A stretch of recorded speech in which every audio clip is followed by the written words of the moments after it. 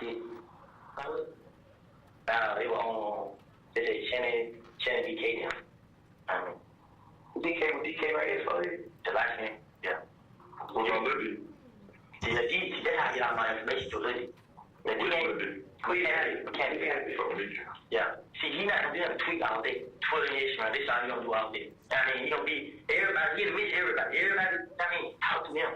You know what I mean? So, I always say, hey, like, I call you back up. If he don't know what he's right, tell me what's going on. So, well, I don't know the deal about this, bro. If you know you didn't even plan on killing me, bro, why you never told me? You know what I'm saying? Say you plan on killing Tit, too. Shannon gonna kill Tit. Nah, do it. But why don't you kill Tit? I can replay. What a crazy, interesting day.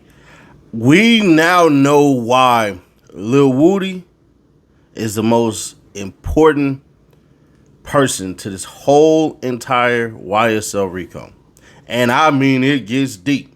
We talking, did you moss them deep? Let's go. Okay, so if he ends up saying, I don't know what I said before, but everything I said was a lie, then you can't necessarily just play everything he said. But if he saes, everything I said was a lie and I just said it to get out of jail, and then you say, aha, this shows right here you were willing to go to jail and keep quiet, then that's a prior inconsistent statement to what, if we assume he says that on the stand. But no, you do not. I mean, it still has to be, and it may not be, it has to be like every line, but you can't play an hour-long video unless at least most of that video in some way is inconsistent to what he's saying on the stand. So I don't know if I can, I mean, this is pretty theoretical right now. 179, around line 7. When she was, she can come out and then, this is like Rich on the Corner throw ahead show. And I was there, and Rich on the Corner can't hit, but Rich on the Corner tried to play both sides. So he like the guy, like. Yeah, so he just like, bro, man, I'm tell you how serious it is, bro. Kill trying to kill anybody, bro. He told me to call Max and tell her, trick her down here, so he can kill her. Just to get back into it. Yeah, he said, like, he want to kill somebody that way gonna hurt. What the hell? Do what he's saying. But Rich on the Corner, he going right to jail. Lucci ain't gonna pay his bond. They said he made a Lucci, because Lucci ain't pay his bond. Why? Why Lucci ain't pay his bond? But what don't make sense, let's say, okay, where did we get, right? Somebody said that Kel was called over there to the house after he got shot up. So Lucci Mama house? Yeah.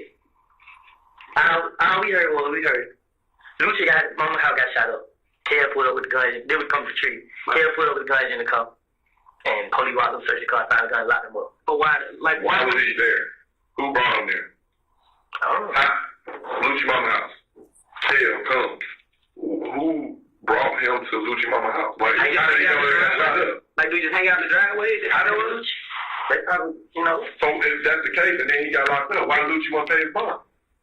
You know what I'm saying? If I basically called you and said, yo, my house got shot my town. Check out. And then the red Camaro Lucci got, the same car that ran around, they shot my girl Mama house up. They Lucci car. You know what I'm saying? But I ain't get it. You know what I'm saying? They got my name on so much stuff. Like, people, they come and tell us, then they start talking about it's me. You know what I'm saying? Like, my girl, she get a lot of information from her friends. She got a lot of friends, so they get around me. Lucci and them was talking in the studio, and it was a girl in there. They missed one of them, and she my girlfriend. And she said that nobody can do that. Nothing. You know what I'm saying? They was all like Kill and K Ross, man. You know what I'm saying? Kill and who? K. Who's K? I sent you a picture of that too then.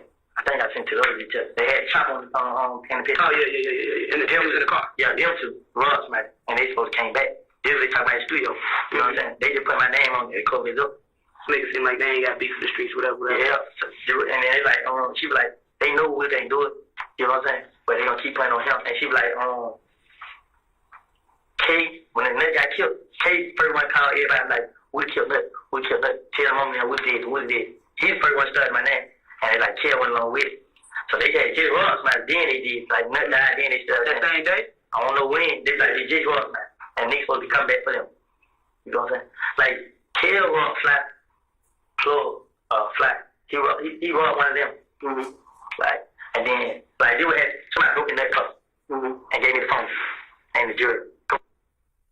Stopping at 8:11:57. So, Your Honor, and look at a lot of it is he's just rumors about what he's hearing about what happened leading up to the murder.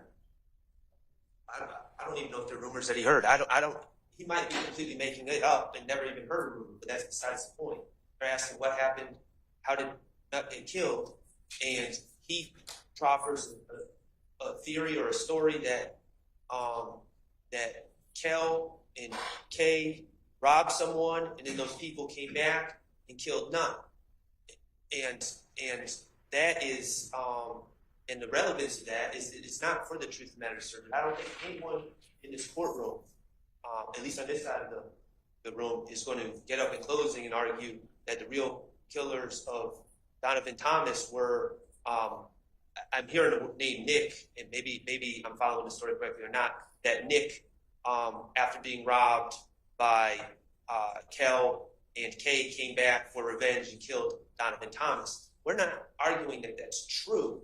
What we're saying is simply that, according to the state's theory, Mr. Copeland had inside information on January 10, 2015, and about our clients committing a crime, and then he's asked about it on January 28th, and not only does he not, it's one thing not to mention our clients, which is important, but it's a whole other thing to put a different theory out there. And so we think that's very relevant, and that goes to his credibility. And I understand he's arguing to everyone that he has no credibility, but the state is arguing that there is credibility with his June 10, 2015 statement, and we're saying there's no credibility to that either. So that's not saying, right? I don't think the two are not mutually exclusive. He can know the truth, but proper rumors, but what those rumors are is they're not competent evidence. Like what he's saying, they can cross him without this coming in about the fact that he told the rumors. You told the police rumors in January. What those rumors are is not competent evidence because it's all speculative. It's all rumors. But they can clearly ask him that on the stand without going into. All right, and I assume that the only reason June 10th comes in anyway is because he takes the stand and says, I don't know anything about anything. I don't remember. Right. And so June 10th comes in as a prior inconsistent statement. Yes, Your Honor. Because prior to everything, his response is everything in June 10th, again, the whole finessing, and then he's now changing the version of facts as to what happened back in January 2015. He's now changed some of those facts. I don't know what he will do when he comes back, but that's what he can do. Instead of defense, if the state can stand up and go, all right, here's your prior inconsistent statement where you said X, Y, and Z, which was all these people over here on this side were killed by. Then they want to be able to say, well, look, in January you said something different. Explain that. Why should they get to do that? I think they can ask him about, in January, you said it was all rumors. You said that. You said that there were rumors. What those rumors are, I don't think it's relevant. They can definitely ask him. Now, whether or not he says, I never gave anyone a rumor, then maybe that might open the door for something else. But for the state to play it initially, if we even get to play the statement, all these rumors coming in, I think there would have to be some foundation about the substance of the rumors if they come in. But they can ask him simply on the stand, you told rumors, and if he says yes, then that's it. What the rumors are will be irrelevant. We've all been doing this long enough to know that one of the things that makes stories ring true sometimes is the inclusion of detail. It'd be one thing if he just said, John, I heard John killed Donovan Thomas. But he didn't do that. In this story he gave, he gives details. He gives a story, a coherent story. And that matters. It's not just that he gave rumors. He gave a coherent, detailed theory. And the state, I'm sure at some point, is going to argue to this jury that, oh, well, he was telling the truth on June 10th because look at the details he gave. How would he ever come up with this story that was these specific 4 gentlemen in the car? How would he ever? And we're seeing on January 28th, he is giving a detailed story with individuals and a motive and all the rest. And so I don't think that it does. I think something is lost if we were limited to just say, oh, well, you talked about rumors on January 28th. That really doesn't do it justice. We should be able to get into exactly what he said. And again, we're not going to argue that that's the truth. We're just going to argue that it's Mr. Copeland's ability to think on the fly and come up with detailed stories. And when he was given an opportunity to explain what happened, he came with a detailed story that had nothing to do with our clients. We think that's fair game. Well, I mean, you can certainly ask him about it. You can ask him in as much detail as possible as you want to. And I think it's going to depend what he says then. Oh, well, okay. Oh, me? Yeah, sorry. So maybe if you're saying, I'm not presuming that he's going to deny saying this. So yes, if we ask him on the stand and on cross-examination, leading questions, and he confirms that on January 28th, he told about this all story that stuff, about, right. I can see that we wouldn't That's necessarily it. get to play. Okay. But I think, as I understand it, the state's saying that we don't even get to go there. Oh, no, they're not saying that. You agree they can cross him as much as they want to on, hey, this was your theory or rumor or whatever that you told the police on January 28th. They can ask him about that, right? I mean, you agree to that. He can say, this is what I told the police? Can they say, do you have a dispute with them being able to cross Mr. Copeland and say, well, on January 28th, when you were talking to the police, you told them that you heard from the street that Kay and whomever robbed so-and-so, and it was those people that then killed Nutt.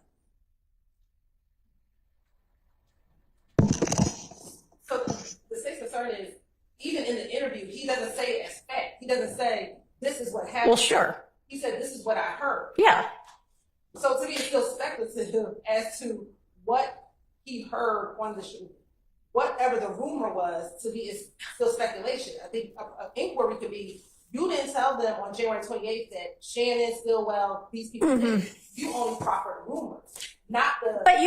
But they can, so you think they can ask, you told rumors, but they can't ask, what is the rumor you told them? Correct. That is not correct. You can, in fact, ask them about the detail of the rumor that he told them. As long as, I mean, obviously he is clearly saying this is a rumor I heard on the street. And I know your point's going to be, well, that's an awfully detailed rumor. And you can argue that later. But yes, you can get into the detail of, didn't you tell them you heard X and Y and Z? And then if he says, yeah, I lied about that too, then that's the end of it. If he says, no, man, I never said a thing like that in my life, then we may be able to actually play that part. That's fine. We still believe that the rumor speculation, but we No, it is. I mean, he says it is. He says, this is what my girlfriend told me she heard from somebody else. It's clearly a rumor.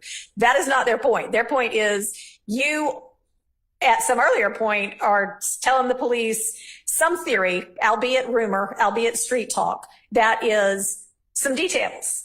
And I think they're going to argue whatever they're going to argue, but they can get into the substance of what that rumor is. They can't mislead that this is what you said as fact. It has to be still, this was the rumor you told them, but they can get into the detail. Mr. Steele. Right. I think what you just said is what I want to ensure. Yes. Okay. I think we're good. And Your Honor, he's just saying I'm standing up because I wanted to make sure that you already just explained what I was going to ask about. But the one position is, you may know this, but Mr. Copeland didn't say, like, I never said anything. What he actually said was, I said all of it. I don't remember exactly what I said, but everything I said was a lie, right?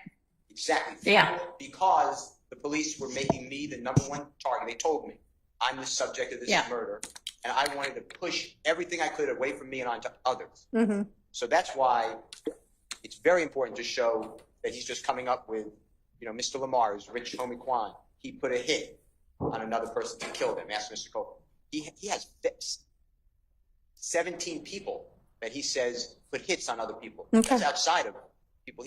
Okay. But what you said is exactly right. It doesn't matter. I'm not using it for truth. I'm using it for exactly what he's saying. That's what I was doing. Okay. In a trial, he said, and that's what I did for the people here on trial. Okay. Thank you. All right. What's our next portion of this transcript? Meet me on University.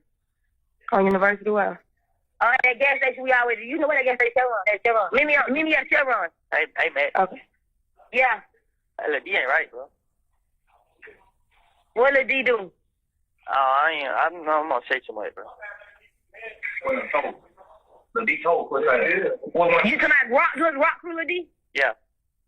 I told him. He told on Roscoe too. You think I'm fucking playing, bro? He told on Roscoe.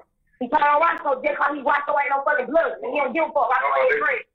Hey, D come meet you. And that concludes at 3:11, Your Honor. And to give some context on this call, this is a call from June 13, 2015, which is 3 days after that June 10th interview. Mr. Copeland is now in custody.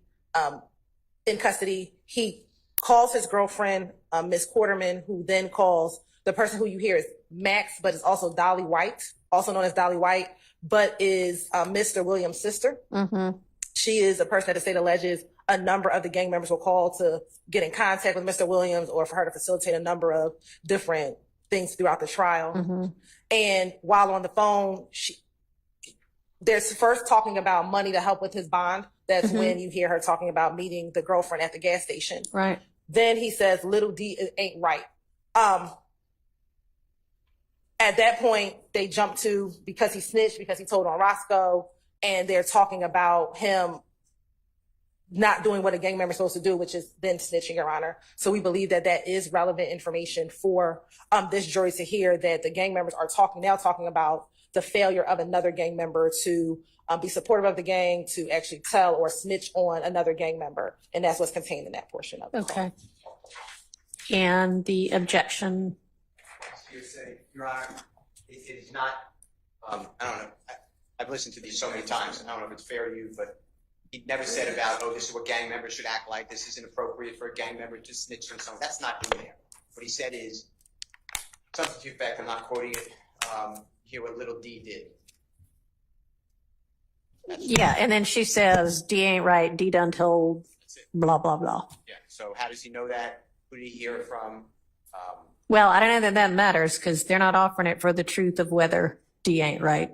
I don't know. We are not offering whether D is or ain't right. It's the fact that literally it was everything they said about him, and overtly the fact that a YSL member they believe told if he did or didn't, and their anger towards it. I don't see it like that. I see this. This is after Mr. Copeland. This is after Mr. Copeland has cooperated with the authorities. He is in contact with Detective Gaither on a daily basis. Yeah. And he is speaking now as a government agent. And do you have proof of that? I mean, that's not an issue in this trial. This is him on the phone with his people, still thinking nobody knows he's said a word. Of course, no one knows it. That's why he's an agent for the government. He is being told on June 10th, you need to work with us, otherwise you are going to get severe time. And he says, great, I will work with you. That's in the recording that you listened to. You didn't listen to that part, but it's in the 9-hour recording. So I don't see how this comes in. It's hearsay that he is just saying, did you hear with this other person? We have no idea the context. And it is being asked for the truth of the matter, because that's why they are talking about it. This is not, it doesn't matter if it's true or not. He's specifically saying this man said something. I don't see how that comes in. You know, we can ask him about it, but I don't see how the jail call comes in. I think the state has to lay a predicate or a foundation before you can take it. Well, I mean, yeah, I would assume they're going to have to lay some kind of foundation for some reason to get it in. If they lay a foundation down. And I don't know what that's going to be, but assuming, I mean, I don't know, maybe you want to elaborate, Ms. Hilton. We believe this is also evidence of the overarching gang conspiracy. Again, we have to prove that this is a conspiracy, that this is in furtherance of that conspiracy around. We believe that one YSL member telling another YSL member that one YSL member snitching is in furtherance of protecting the conspiracy, protecting the gang, Your Honor. And this would be evidence of that. So essentially it would be a co-conspirator statement between these co-conspirators talking about gang activity.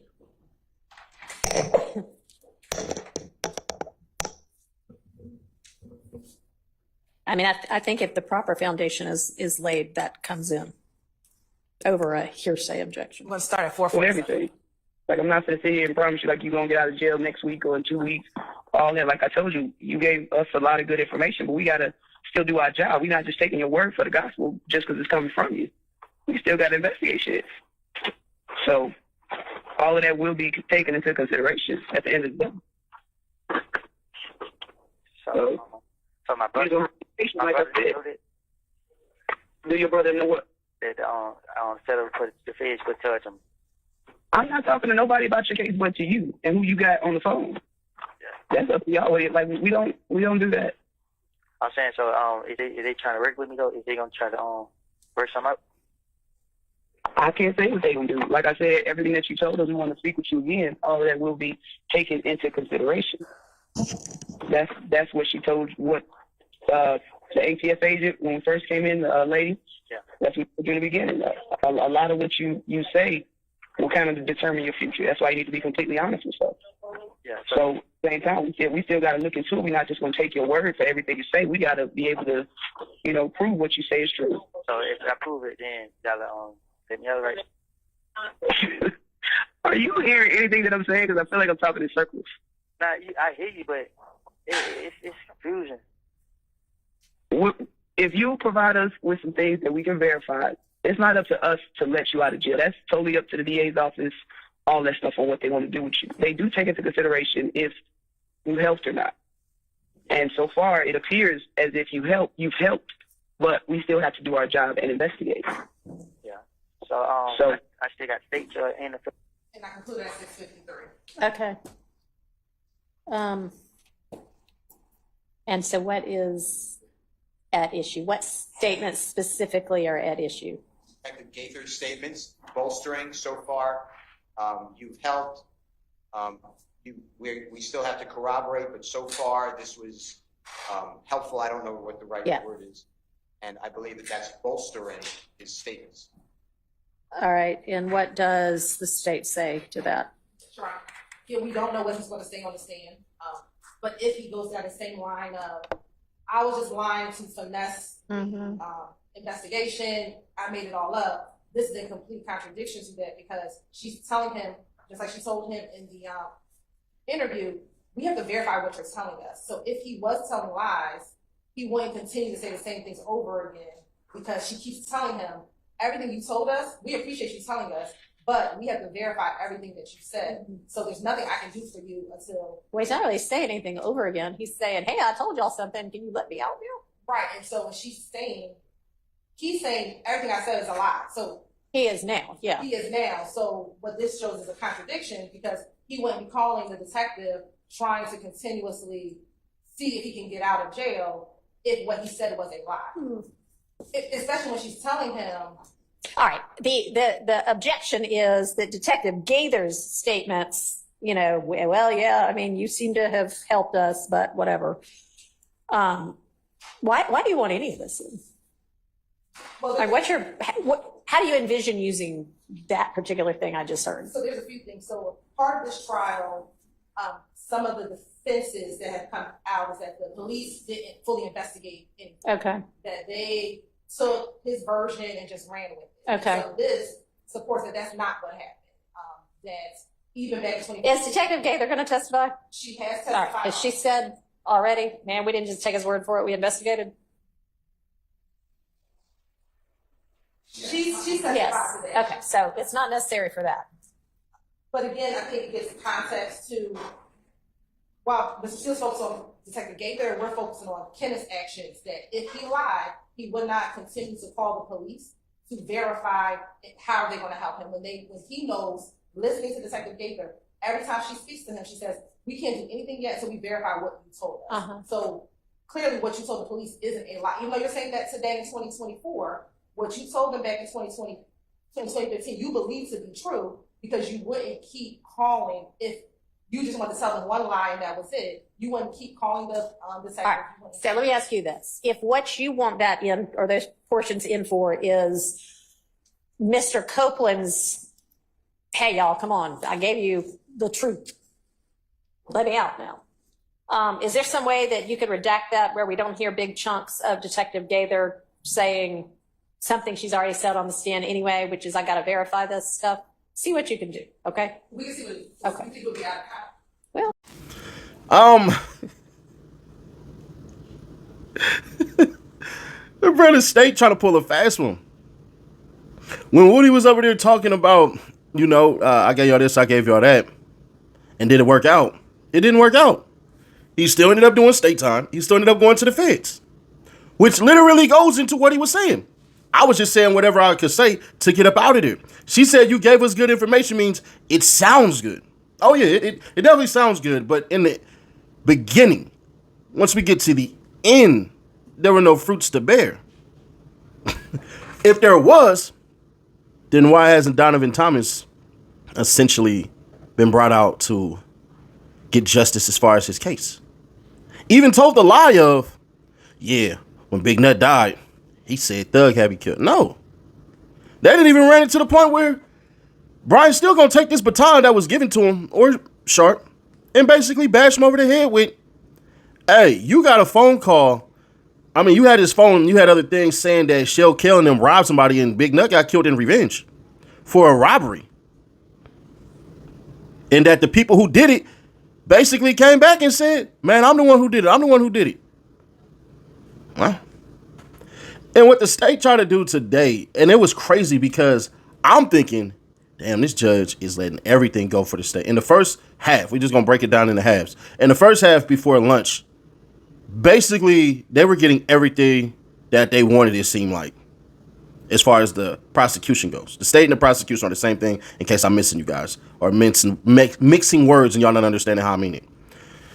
But when it started getting to a couple of nitty-gritties, yeah, because at the end of the day, that interrogation was led by the investigators. You can't just go in there and say whatever you want, and then they just sit back and go, all right, and then we'll let you free. Nigga, everybody would be telling. It wouldn't even be called snitching anymore. It'd be called, did you use a get out of jail free card? And that was what Woody essentially was telling them on the stand. But because these prosecutors are so over anxious, they don't even get it. Even Adams had to call him out today. Like, hey, man, Woody basically said, I would say anything to get out of jail. And Brian still better be careful. I told y'all this yesterday in a video that a lot of y'all didn't watch. Bruh, you just called that man a government agent.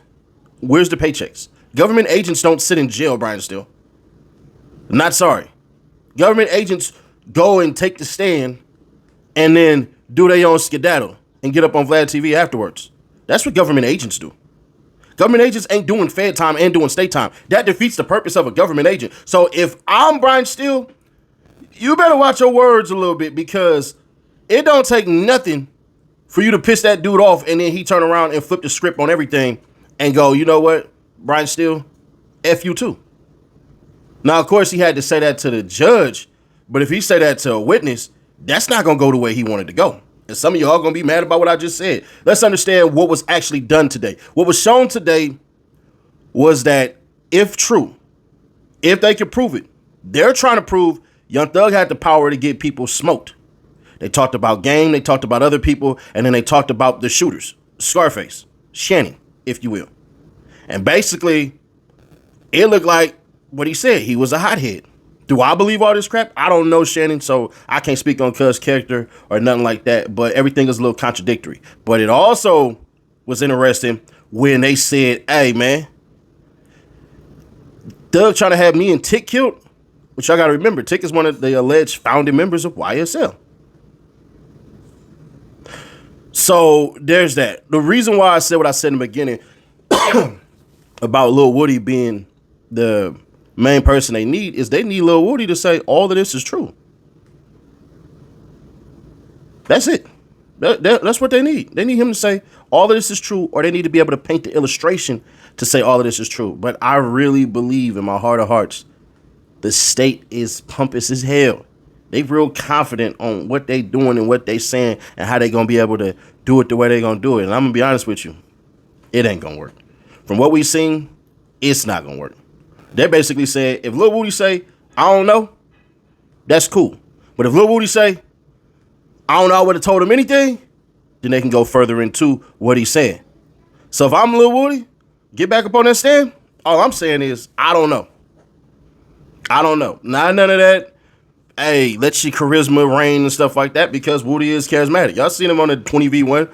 I would have never thought, if I'm ever on 20v1, I would have never thought to sniff a bunch of girls up under their arms. Not like that. I would have did some homie stuff real quick. Hey, let me, because we gonna smell you. But he knew what to do. It's theatrical as hell. It's charismatic as hell. But when it come down to it, this go around, it's gonna be wild. They also have to figure out what to tell the jury as far as why they have a new judge, and then still, I can tell still the type to hold a grudge. Remind me of me. I hold a grudge. I don't care. To the end of time. Still like, yeah, and you also need to correct them on whatever the judge said disparagingly about me in particular. But Sharp too, because Sharp was right in what he was saying, bro. He kept on wondering, like, why the hell is the judge on my heels like that? Yeah, the Judge Glanville definitely was on his heels. But, yeah, whatever comments that a judge makes is not factual evidence, and they do need to sell that. And on Monday, the state needs to just let it fly. Honestly. Now, they're going to try to say something, but I don't see what you can say. The statement essentially reads like this. Hey, I'm the new judge and stuff and all that. Our old judge will no longer be here with us. Please let it be reminded that anything that a judge says personally about a lawyer and the way in which they handle the case is not facts and evidence, whether it be good or whether it be bad. We're going to start our regular session. I don't know what the hell. I don't know how that last part, you're going to be able to change that. And that's what the state is essentially trying to do. But I don't even see what's wrong with it. It does kind of put a little negative connotation, like, damn, if I'm in my mental, I'm thinking the judge might have said something about a lawyer that got his ass kicked off. But so what? That has nothing to do with the case. Because ultimately, it's all about this RICO, this trial, this YSL RICO in a sense. And Brian's still getting his stuff basically able to be expedited. We're going to see how that goes, man. I don't think the Supreme Court is going to approve it, because at the end of the day, there's too many statements. But also at the same time, it ain't looking good as far as all the alleged acts. Now, that's not saying anything is true, but you got to look at what's alleged. And I need people to step back and go, oh, well, this was alleged about him. Not saying that they proved it, but they saying they have just a little bit enough. Just like Johnny Cochran said, with enough evidence, you can literally get a ham sandwich basically on trial. So here we go. But there's just certain things about this RICO that doesn't make sense. Y'all know over here, the new ones who don't know, but we read the whole entire indictment.